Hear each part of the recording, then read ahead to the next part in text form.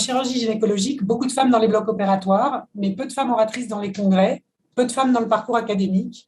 Il nous est donc venu à l'idée d'une session dédiée pour donner la parole aux femmes en chirurgie. Une des oratrices de cette session sera Gaëlle Rousseau, neurochirurgienne à Washington, et nous avons 2 questions pour elle en avant-première. Bonjour Gaëlle, la première question que j'aimerais vous poser, c'est est-ce qu'en 2022, la place des femmes est encore un sujet en chirurgie? Bonjour Christelle, et je dis non. Évidemment, il y a les femmes chirurgiennes dans tous les métiers, y compris les sous-spécialités de chirurgie. En même temps, on n'est pas arrivé à l'égalité. Par exemple, on n'a pas assez d'orateurs qui sont femmes dans nos congrès. On a ce qu'on appelle en anglais les manels au lieu de les panels. Tous les experts sont toujours les hommes. Donc, on a du travail à faire, les femmes et les hommes. Est-ce que vous avez le sentiment d'avoir parfois renié votre statut de femme pour pouvoir évoluer dans ce milieu? C'est une bonne question. Merci, Perrine.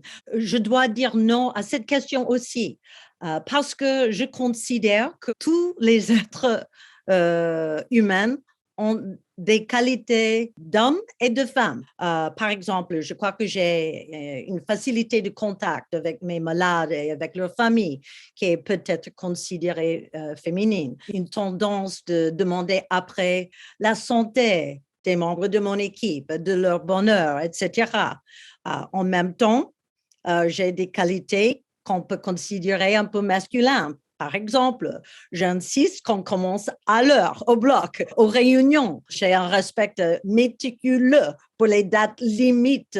La vie militaire, en anglais, on dit c'est une vie de no explaining and no complaining.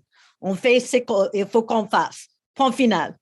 Donc, je crois que le chirurgien idéal est quelqu'un qui a ces 2 qualités que notre société considère soit féminine, soit masculin, mais en fait, qui sont tous les 2 nécessaires de devenir le chirurgien idéal. Merci beaucoup pour cette réponse qui aborde très bien la question du genre qu'on abordera aussi au Women's Breakfast de la SCGP. Et enfin, j'ai une dernière question pour vous. La question, c'est de savoir si des femmes chirurgiens francophones veulent s'engager dans un collectif mondial. Est-ce que vous avez des pistes? Ah oui, merci pour cette question, Christelle. En fait, il y a un groupe qui s'appelle The G4 Alliance. Donc, G4, groupe 4, ça veut dire ce qu'on appelle en anglais the SOTA Specialties, chirurgie, obstétrique, c'est gynécologie, traumatisme et anesthésie. Et ces 4 groupes de spécialités travaillent ensemble afin d'améliorer l'accès et la qualité de chirurgie pour nos malades dans le monde entier. Et ce groupe qui est composé par 70-75 sociétés mondiales vient de créer un groupe francophone. Merci beaucoup pour cette réponse et vous aurez le lien du coup pour pouvoir aller voir ce collectif mondial incroyable.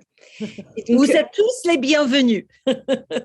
Pour aller plus loin, on vous donne rendez-vous le vendredi 23 septembre à l'aube pour un petit déjeuner autour du premier Women's Breakfast avec Perrine, Gaëlle, mais aussi toutes les autres oratrices. Notre objectif, c'est vraiment de créer une dynamique de femmes en chirurgie et on espère vraiment pérenniser ce Women's Breakfast à la SCGP.